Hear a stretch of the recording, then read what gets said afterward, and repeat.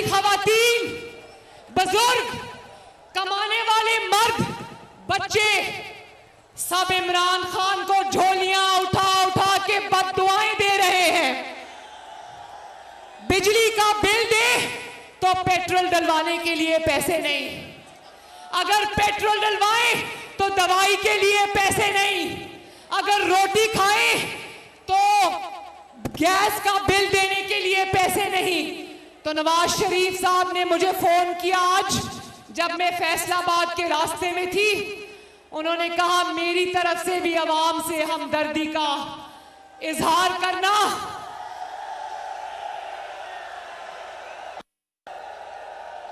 और अवाम से कहना, फैसलाबाद के अवाम से कहना, पंजाब के अवाम से कहना, खैबर पख्तूनख्वा के अवाम से कहना, बलोचिस्तान के अवाम से कहना, सिंध के अवाम से कहना कि जब तुम पर तकलीफ आती है तो नवाज शरीफ का दिल खून के आंसू रोता है।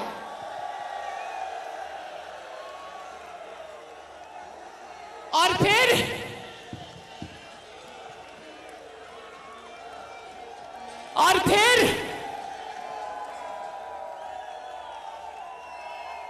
सिर्फ फैसलाबाद वालों और सिर्फ महंगाई करके इनको ठंड नहीं पड़ी, महंगाई करके इनको तसल्ली नहीं हुई। ये इतने बड़े बेहिस लोग हैं कि जब पेट्रोल और डीजल की कीमत में इजाफा करते हैं तो ऐसे करते हैं जैसे अवाम को दो नफल शुक्राने के पढ़ने चाहिए कि इमरान खान ने अवाम की 7 नस्लों पर बड़ा एहसान किया, सिर्फ 12 रुपए कीमत बढ़ाई है।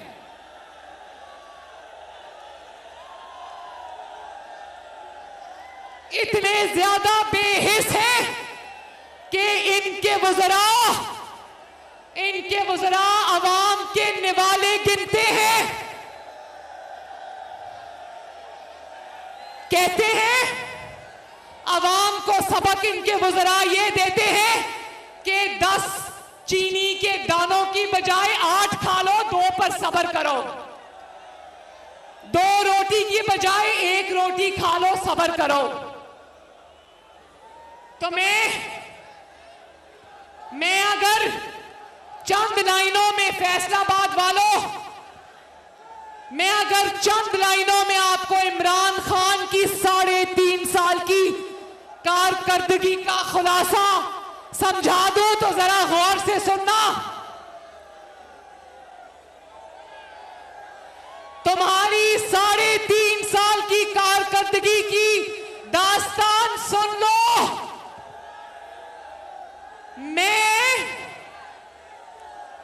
मैं अगर इमरान खान अवाम से ये कहता है कि मैं अगर आटा सब्जी महंगी कर दूं तो आपने खाना नहीं,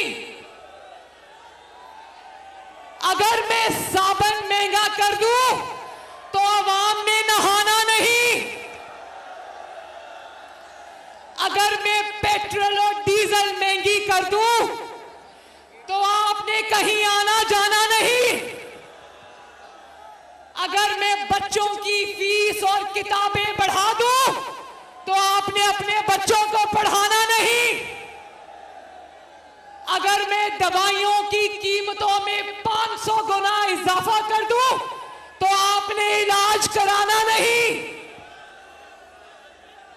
अगर मेरी काबीना, मेरे वज़रा सब कुछ खा जाए तो आपने उस तरफ आना नहीं। पिछली हुकूमतें चोर थी, आपने इससे आगे जाना नहीं। डट कर झूठ बोलते हुए मेरे वज़रा आपने शर्माना नहीं। तारीख की बदतरीन करप्शन स्कैंडल्स चुप, आपने किसी को बताना नहीं। और फिर इस वक्त पूरे मुल्क में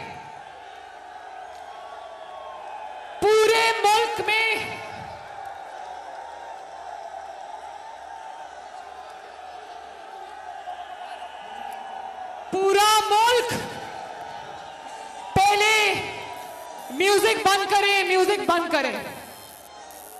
पूरा मुल्क पहले कोरोना की लपेट में था और है, और अब इनकी नालायकियों और नाअहलियों और बेहिसी की वजह से दुनिया मच्छरों की तरह डेंगू से मर रही है। लेकिन मजाल है इस बेहिस हुकूमत को किसी की परवाह हो। नवाज शरीफ, तुम्हारे बगैर लोग रुल गए हैं। शहबाज शरीफ, लोग तुम्हें आवाजें दे रहे हैं। जब डेंगू में स्प्रे कराने वाला आज कोई नहीं, जब शहबाज शरीफ की तरह अस्पतालों के दौरे करने वाला आज कोई नहीं, शहबाज शरीफ की तरह सड़क पे खड़े होकर आवाम में आगाही पैदा करने वाला आज कोई नहीं। और आज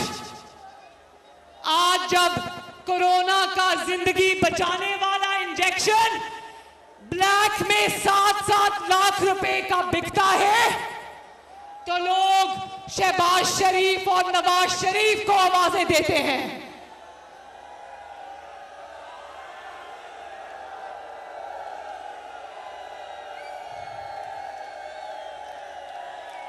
और फैसलाबाद वालों, 1 करोड़ नौकरियों का किसने वादा किया था? कितने करोड़ नौकरियों का वादा किया था? तो फैसलाबाद वालों, जब अपने घर का दरवाजा खोलते हो तो सर पर नौकरियां आके गिरती हैं या नहीं गिरती? और ऊपर से आवाम को ये भाषण देता है, आवाम को ये भाषण देता है कि आपने घबराना नहीं, और ये भाषण देता है कि सुकून सिर्फ कब्र में है। तो तुमने इमरान खान, तुमने 22 करोड़ आवाम को कब्र में पहुंचाने की पूरी कोशिश की है, मगर मारने वाले से बचाने वाला बड़ा है।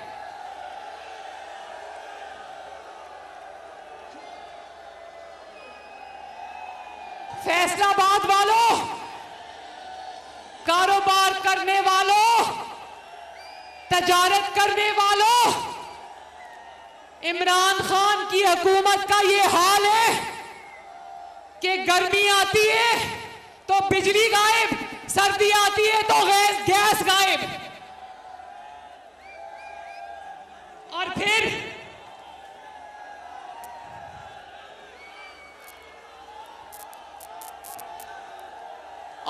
कहते थे, इमरान खान कहता था नवाज शरीफ चोर है, मुस्लिम लीग नून चोर है।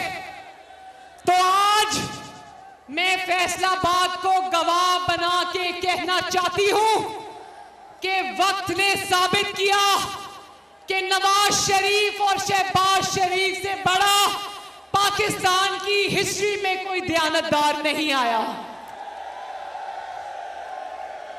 अल्हम्दुलिल्लाह नवाज शरीफ साहब से पहले इकामा निकला, फिर जस्टिस शौकत अजीज सिद्दीकी की गवाही निकली, और फिर मरहूम जज अरशद मलिक निकला।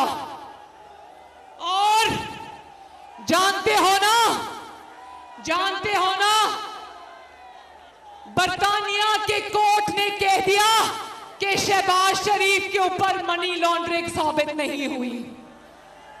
तो मैंने शहबाज शरीफ साहब को कहा, गाड़ी में बैठे थे, मैंने उनको कहा अंकल आपको मुबारक हो, आपको अल्लाह ताला ने इंटरनेशनल सादिक और अमीन बना दिया।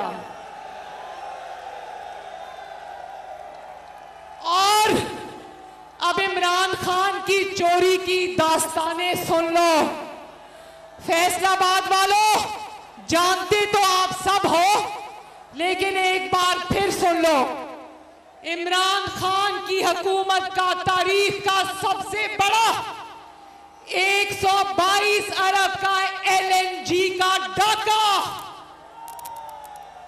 आज जिस वजह से आपको महंगी बिजली मिल रही है, जिसकी वजह से आज लोड शेडिंग हो रही है, वो इसलिए हो रही है कि इमरान खान और उसकी एटीएम्स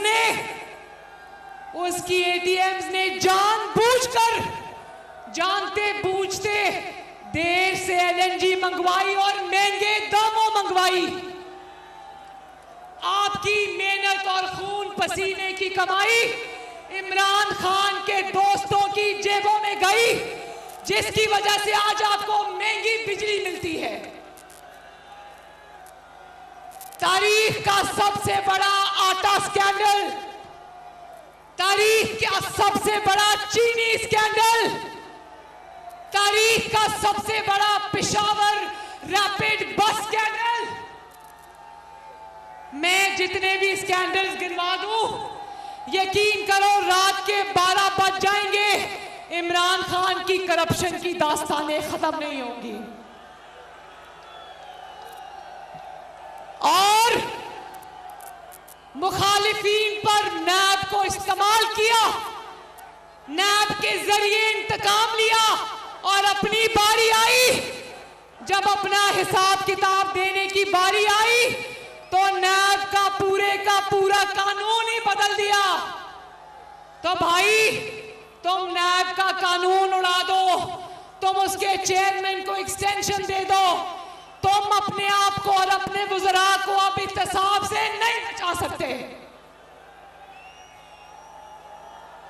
नवाज शरीफ ने, शहबाज शरीफ ने, मुस्लिम लीग नून ने, तमाम लीडरान ने 3-3 नस्लों का हिसाब दिया। और जब तुम्हारी बारी आई तो क्या कहकर चुप कर गए कि मुझे जो गैर मुल्कियों से तोहफे मिले हैं, मैं उनकी तफसील अवाम को नहीं बता सकता, क्योंकि वो गैर मुल्की सरबराह नाराज हो जाते हैं।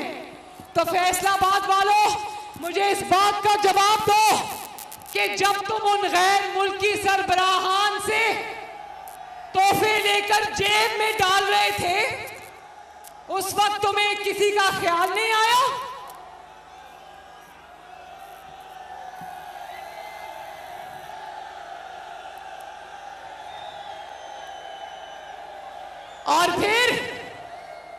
और फिर पेंडोरा पेपर्स को जानते हो ना, पेंडोरा पेपर्स, उसमें तहरीक-ए-इंसाफ और इमरान खान की जमात पेंडोरा पेपर्स में अव्वल नंबर पर आई है, अव्वल नंबर पर।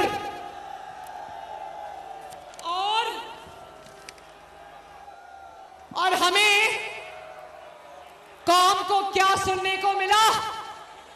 कौम को सुनने को मिला कि इसमें इमरान खान का नाम नहीं है। तो फैसलाबाद वालों, मुझे जवाब दो, कभी सुना है? 1 मिनट, बड़ा जरूरी जुमला है, जरा सुनना। कभी सुना है कि चोरों का जो सरदार है वो ईमानदार है? जरा मेरे पीछे बोलो, इमरान खान को आवाज जानी चाहिए कि चोरों का जो सरदार है वो ईमानदार है? हरगिज नहीं। तो अब कहां है वो जीआईटी? कहां है वो जीआईटी के हीरे? कहां है वो जस्टिस खोसा जिसने इमरान खान को कहा था कि नवाज शरीफ के पास दरखास्त मेरे पास लाओ, मैं फैसला करता हूं?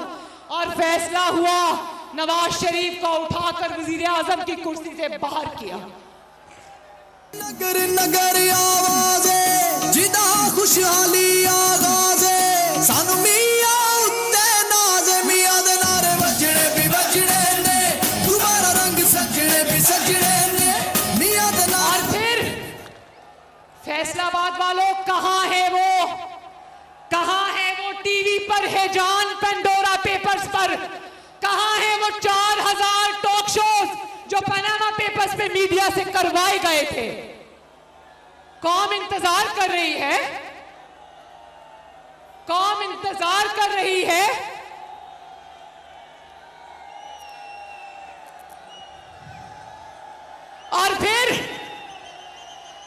फिर कहते थे मकाफात अमल देखो फैसलाबाद वालों, उसका मकाफात अमल देखो कि कहता था कि नवाज शरीफ जब वजीर आजम था तो गैर मुल्कियों के सामने चिट से पढ़ता था, और आज अल्लाह मुझे माफ करे ये चिट से भी गलत पढ़ता है, चिट से पढ़ता है और गलत पढ़ता है। और नवाज शरीफ के वक्त में तो फॉरेन पॉलिसी ऐसी थी कि पाकिस्तान में, दुनिया भर में पाकिस्तान में इन्वेस्टमेंट आ रही थी, सीपेक बन रहा था, दूसरे मुल्कों के सरबराह चलकर पाकिस्तान आ रहे थे। और इसकी फॉरेन पॉलिसी क्या है कि मोदी मेरा फोन नहीं उठाता और जो बाइडेन मुझे फोन नहीं करता।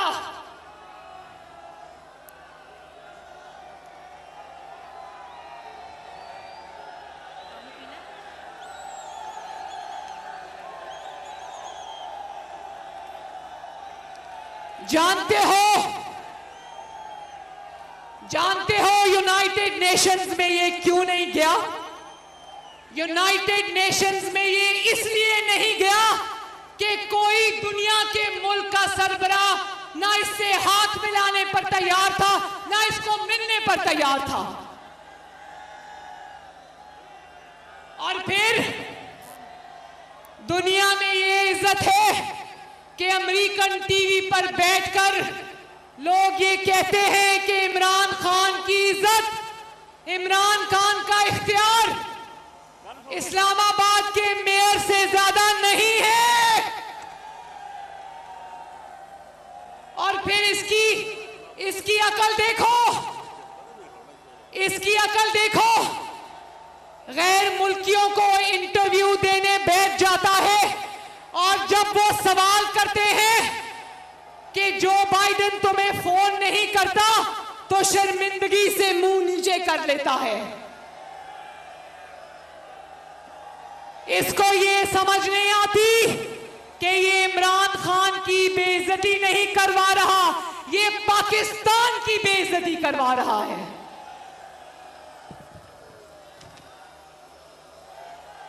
और आखिर में आ जाओ एक बहुत जरूरी बात पर। कहता था फैसलाबाद वालों, ये बात बहुत गौर से सुनने की है, कहता था नवाज शरीफ इदारों से लड़ता है, नवाज शरीफ ने पाकिस्तान की फौज को पंजाब पुलिस बना लिया है।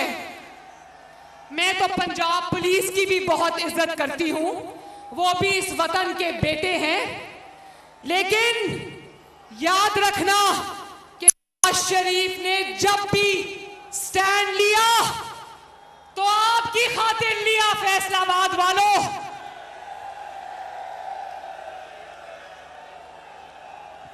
नवाज शरीफ ने जब भी स्टैंड लिया, जब भी टकराव हुआ तो वो पाकिस्तान के अवाम की खातिर हुआ,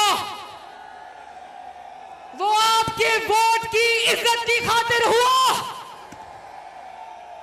वो प्राइम मिनिस्टर ऑफिस की इज्जत की खातिर था, वो सिविलियन बालादस्ती की खातिर था। और फैसलाबाद वालों, नवाज शरीफ ने सिर्फ स्टैंड नहीं लिया, नवाज शरीफ ने उस स्टैंड की इतनी बड़ी कीमत अदा की है। उस स्टैंड की पादाश में नवाज शरीफ ने अपनी 3 हुकूमतें गंवा ली। कितनी हुकूमतें? जेल बर्दाश्त कर ली, बेटी को जेल जाता देख लिया, जमात को जेल जाता देख लिया, अटक किले में कैद की सऊबतें बर्दाश्त की, झूठे मुकदमे बर्दाश्त किए, झूठे फैसले बर्दाश्त किए, इंतकाम का सामना किया। और इमरान खान की बारी आई,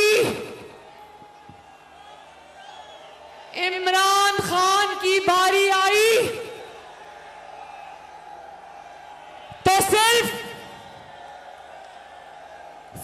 के इदारे पे हमला नहीं किया, बल्कि फौज के इदारे पे खुद कुछ हमला किया। और जानते हो, अपनी बारी आई तो उस एक शख्स को कुर्सी पर रखने के लिए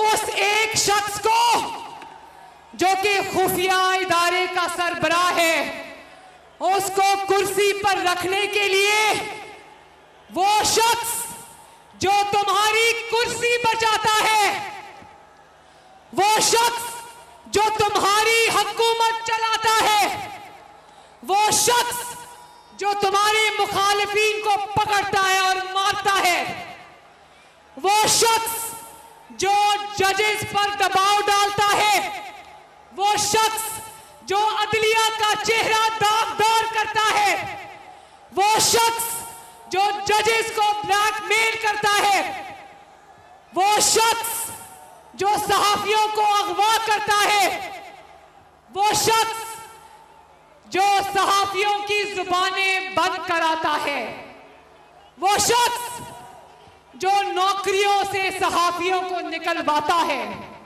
वो शख्स जो तुम्हारे लिए चैनल्स को बंद कराता है, वो शख्स जो तुम्हारे लिए डब्बे भी उठवाता है और इलेक्शन चोरी भी करता है।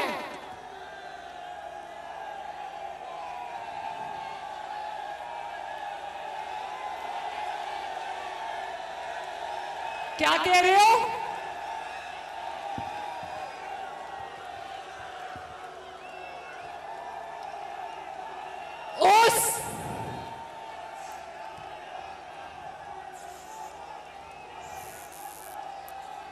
उस एक शख्स को तुमने, सुन लो, बहुत जरूरी बात है पाकिस्तानियों, उस एक शख्स को जो तुम्हारा माई बाप है, तुमने उसको ओहदे पर रखने की खातिर पाकिस्तान की अफवाज को तुमने पूरी दुनिया में तमाशा बना के रख दिया।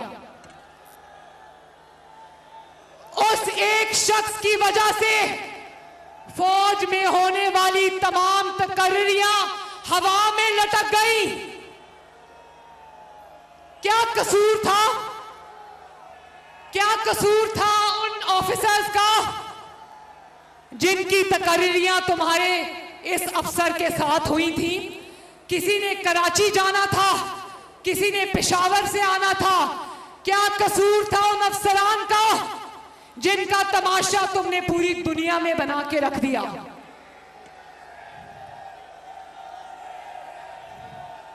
आज उनको समझ नहीं आ रहा, उनको समझ नहीं आ रहा कि चार्ज रखना है या छोड़ना है। क्या सिर्फ यही वजह थी कि तुम अपनी गिरती हुई हुकूमत को बचाना चाहते थे, या ये भी वजह है कि तुम्हारा हिसाब किताब ठीक नहीं चल रहा?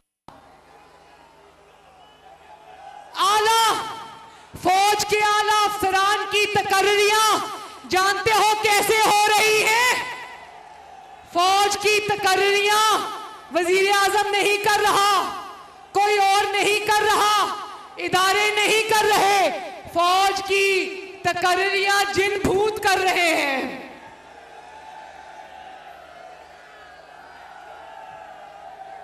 और तकर्रियां इस बात से हो रही है कि फलां का नाम एन से शुरू होता है, फे से शुरू होता है, लाम से शुरू होता है या नून से शुरू होता है।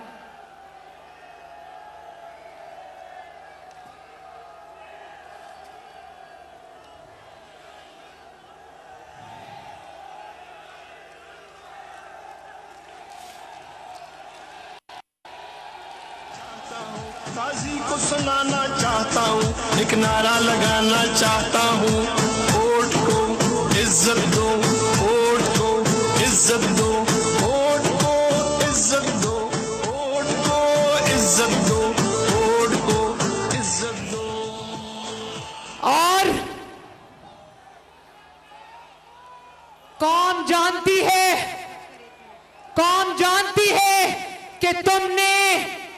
असूल की खातिर तुमने ये तकर्रियों का मजाक नहीं बनाया।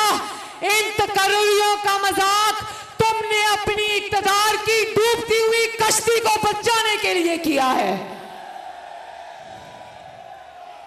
और फिर 1 मिनट और कहते हो अवाम को बेवकूफ समझते हो, लोगों को बेवकूफ समझते हो, कहते हो कि लोगों को कहो कि ये तकर्री मैंने इसलिए रोकी क्योंकि वो शख्स अफगानिस्तान के साथ डील कर रहा था। तो जिसने पाकिस्तान का बेड़ा गर्क कर दिया, जिसने पाकिस्तान के अवाम को एक के बाद एक तबाही की पीछे धकेला, तो तुम्हें पाकिस्तान का तो ख्याल नहीं है, तुम्हें अफगानिस्तान का ख्याल सता रहा है। मेरे भाइयों, मेरे बुजुर्गों, मेरी बहनों, मैं आपको एक बात बता दूं, ये जानता है कि वो शख्स अगर उस कुर्सी से हटा तो इमरान खान की जाली हुकूमत 2 दिन के अंदर अंदर धड़ाम से जमीन के बल आकर जमीन पर गिर जाएगी। मुंह के बल जमीन पर गिरेगी और गिरती हुई नजर आ रही है ना। तो नवाज शरीफ की बसीरत को सलाम है, जिसने 4 साल पहले ये बात कही थी। लोगों, नवाज शरीफ की बसीरत को सलाम है, जिसने 4 साल पहले ये बात कही थी कि इमरान खान जिस थाली में खाता है उसी में छेद करता है।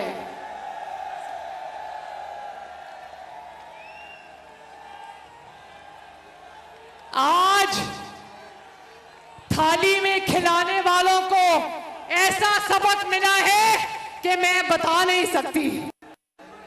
और फिर हाँ, 1 मिनट, और फिर मैं फैसलाबाद वालों, मैं आपके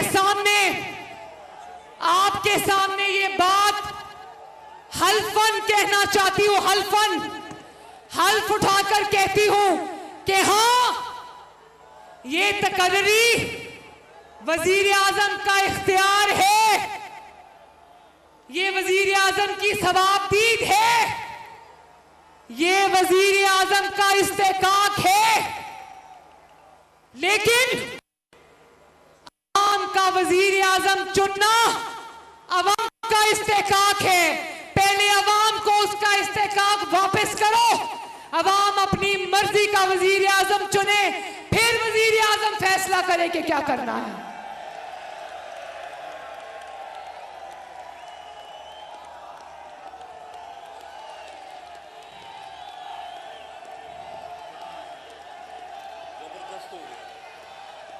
भले फैसलाबाद वालों, भले इमरान खान आईनी नहीं, मुंतखब नहीं, सिलेक्टेड है, इलेक्टेड नहीं, लेकिन हम इसके साथ भी खड़े हो जाते आपकी इज्जत की खातिर, आपके वोट की इज्जत की खातिर। अगर इस शख्स जिसका नाम इमरान खान है उसने कहीं भी कोई जमहूरी रवैया अपनाया होता, हम क्यों तुम्हारा साथ दें? कौम 22 करोड़ अवाम क्यों इमरान खान का साथ दे, जबकि 22 करोड़ अवाम ये जानती है कि इमरान खान ही वो शख्स है जिसने मोहरा बनकर, जिसने साजिशी बनकर, जिसने इस्तेमाल होकर उसने अवाम के वोट की इज्जत को अपने जूते के नीचे रौंदा है।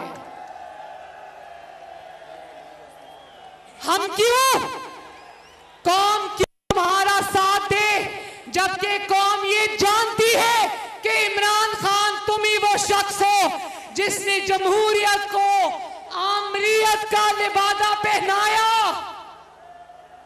कौम क्यों तुम्हारा साथ दे, जबकि 22 करोड़ अवाम ये जानती है कि ये वही इमरान खान है, ये वही इमरान खान है जिसने ये स्टैंड आइन की खातिर नहीं लिया, बल्कि आइन के ऊपर मजीद वार करने की खातिर ये स्टैंड लिया है,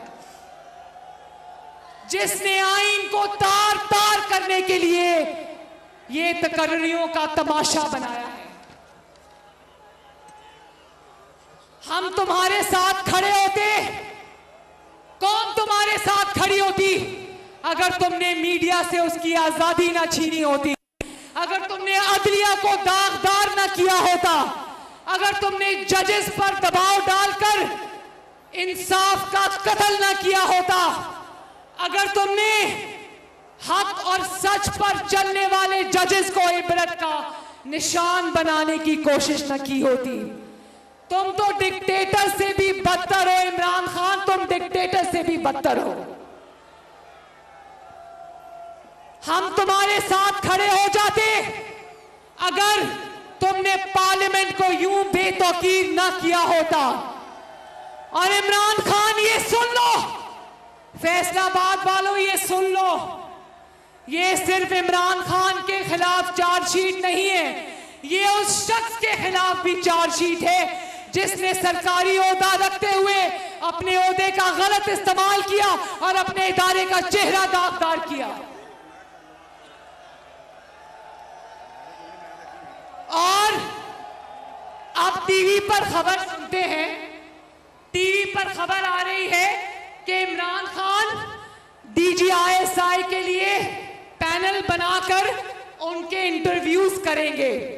तो जब इंटरव्यू के लिए उम्मीदवार जब आएंगे प्राइम मिनिस्टर्स ऑफिस में, तो जानते हो क्या सवाल पूछेगा इमरान खान? उनको पूछेगा, आपको RTS बिठाना आता है?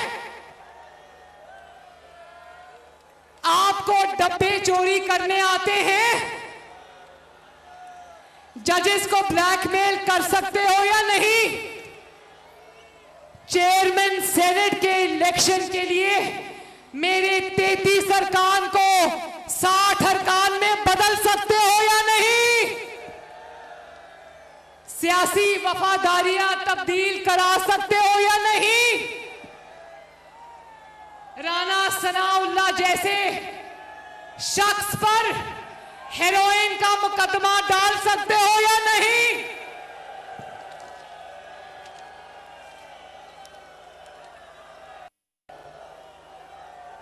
इमरान खान, किसी भूलने ना रहना, तुम कभी नवाज शरीफ बनने की कोशिश भी ना करना।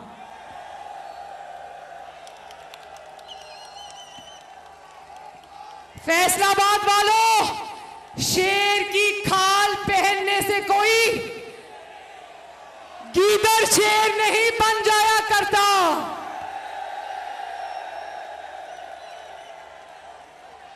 अब अवाम में अगर जाओगे, शहीद बनने की कोशिश भी मत करना। अपनी नाअहली को, अपनी नालायकी को और वो पहाड़ जो तुमने 22 करोड़ अवाम पर जुल्म के तोड़े हैं, अब उनको सियासी शहादत का लिबादा पहनाने की कोशिश मत करना। क्योंकि अवाम तुम्हारी हुकूमत का तिया पांचा करने के लिए तैयार बैठी है।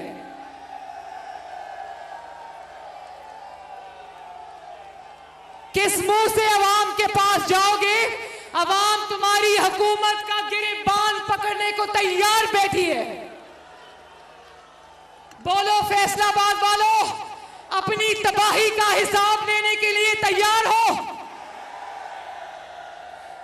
अपनी बर्बादी का हिसाब लेने के लिए तैयार हो? महंगाई से पिसते हुए अवाम का हिसाब लेने के लिए तैयार हो? तो फिर फैसलाबाद वालों, उठ खड़े हो, तकदीर बदलने का वक्त आ गया है। और उठो के तकदीर बदलने का वक्त आ गया है। अपने बच्चों के लिए, अपनी नस्लों के लिए, अपने आने वाले नस्लों के लिए, पाकिस्तान की तकदीर बदलने के लिए, 22 करोड़ अवाम की तकदीर बदलने के लिए फैसलाबाद वालों, फैसला करने का वक्त आ गया है।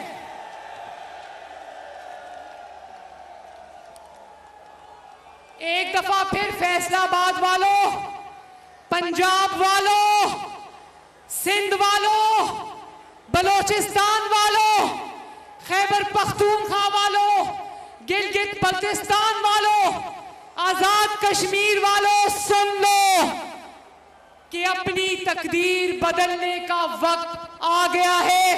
उठो के फैसला करने का वक्त आ गया है। पाकिस्तान जिंदाबाद। फैसलाबाद वालों, मैं एक मुतालिबा चाहता हूं। फैसलाबाद में पीडीएम का जलसा जारी है और मरियम नवाज खिताब कर रही थी। बड़ी तादाद में मुस्लिम लीग नून के यहां पर लोग मौजूद हैं। दीगर नून लीग की क़यादत भी मरियम नवाज के हमरा थी और उन्होंने जलसे से खिताब किया है। मौलाना फजलुर रहमान की ज़ेर सदारत ये पीडीएम का जलसा, जो मुस्लिम लीग नून की रहनुमा यहां पर मौजूद थी मरियम नवाज, उन्होंने खिताब किया और एक बार फिर हुकूमत को खूब तनकीद का निशाना बनाया। दीगर लीगी क़यादत भी इस मौके पर मौजूद है। बड़ी तादाद में अवाम यहाँ पर मौजूद थी। पार्टी परचम थामे और मरियम नवाज के नारों का जवाब दिया गया हाथ हिलाकर। और यहाँ पर बड़ी तादाद में जो लीगी क़यादत मौजूद थी, उन्होंने एक बार फिर वज़ीर आज़म इमरान खान को, मौजूदा हुकूमत को महंगाई के हवाले से तनकीद का निशाना बनाया। मरियम नवाज ने खिताब करते हुए कहा कि शेर कोई नहीं बन जाता, गीदड़ जो शेर की खाल पहनता है वो कभी भी शेर नहीं बन सकता। और मुल्क में जो महंगाई का सुनामी है, इमरान खान इसे कंट्रोल करने में नाकाम हो गया है और मुल्क में इस वक्त महंगाई का जो तूफान है उसे ये नालायक हुकूमत कभी भी संभाल नहीं सकती। इस वक्त आप लाइव मनाजिर जलसागाह से देख रहे हैं। दीगर JUI के भी रहनुमा यहाँ पर मौजूद हैं। मौलाना फजलुर रहमान की ज़ेर सदारत इन तमाम तर जलसों का इनेकाद किया गया है। मुल्क के मुख्तलिफ हिस्सों में अब ये होंगे मुख्तलिफ औकात में, और आज फैसलाबाद में इस जलसे का इनेकाद किया गया था और मरियम नवाज ने इस जलसा आम से खिताब किया है। बड़ी तादाद में लीगी कारकुनान भी यहाँ पर मौजूद थे मरियम नवाज को सुनने के लिए। मरियम नवाज ने जलसा गाह में जब आवाम से खिताब किया तो उनका ये भी कहना था कि इमरान खान ने 22 करोड़ आवाम को कब्र में पहुंचाने की कोशिश की है। महंगाई को कंट्रोल करने में वो नाकाम रहे हैं। पेट्रोल की कीमतें आए रोज़ बढ़ाई जाती हैं और साथ ही साथ अशिया ज़रूरिया की कीमतों में भी इजाफा किया जा रहा है, लेकिन आवाम का कोई पुरसाने हाल नहीं है। आवाम को बुनियादी ज़रूरियात की चीज़ों से दूर कर दिया गया है। उनका ये भी कहना था कि इमरान खान जब अपोजिशन में थे तो कहते थे कि जब आटे की कीमत बढ़ेगी तो इसका मतलब ये होगा कि हुक्मरान चोर है, और अब आटे और चीनी और दालों की कीमतें आए रोज़ बढ़ाई जा रही हैं, जिससे ये हुकूमत निमटने में नाकाम नज़र आती है। उन्होंने कहा कि अब फैसले किसी और के कहने पर किए जाते हैं। इमरान खान और वुज़रा इन तमाम चीज़ों में नाकाम नज़र आते हैं। बिजली की कीमतों में इजाफा किया गया है। इसके साथ साथ उन्होंने कहा कि अद्वियात की कीमतों में इजाफा किया जाता है, लेकिन इन तमाम चीज़ों की कीमतों को कंट्रोल करने के लिए हुकूमत के पास कोई हिकमत अमली नज़र नहीं आती।